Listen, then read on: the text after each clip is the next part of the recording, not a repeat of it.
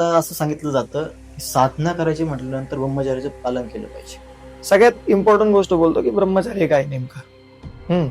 आता जेव्हा ब्रह्मचर्याला बोलतात ब्रह्मासारखं आचरण करणं, त्याला बोलतात ब्रह्मचर्य. पण साध्या भाषेमध्ये आपल्याला काय वाटतं, ब्रह्मचर्य मीन्स एक अशी गोष्ट की लग्न न करणं.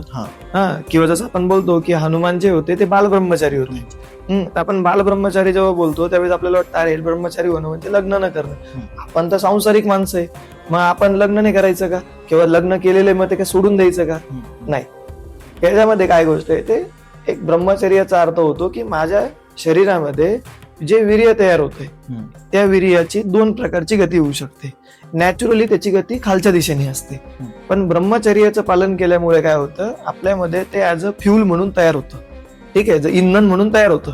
मग जेव्हा मी साधना करतो तर त्या साधना करताना माझी कुंडलिनी जागृत होते आणि त्या कुंडलिनीला वरती उठवण्यासाठी, कारण ती ऊर्ध्व होते, उलट्या दिशेने जाते, आणि प्रवाहाच्या उलट्या दिशेने जायचं असेल तर तुमच्याकडे शक्ती खूप असली पाहिजे. मग ती शक्ती येणार कुठून, तर ती तुम्हाला येणार तुमच्या हे जे काही तुम्ही वीर्यचं संकलन करताय त्याच्यामधून ती शक्ती तयार होते, आणि त्यालाच आपण ब्रह्मचर्य असं बोलतो. मग त्याचं पालन तुटतं. पण मी बोलेल की एका रात्रीमध्ये कोणी देव बनत नाही आणि एका रात्रीमध्ये तुम्ही योगी बनणार नाही.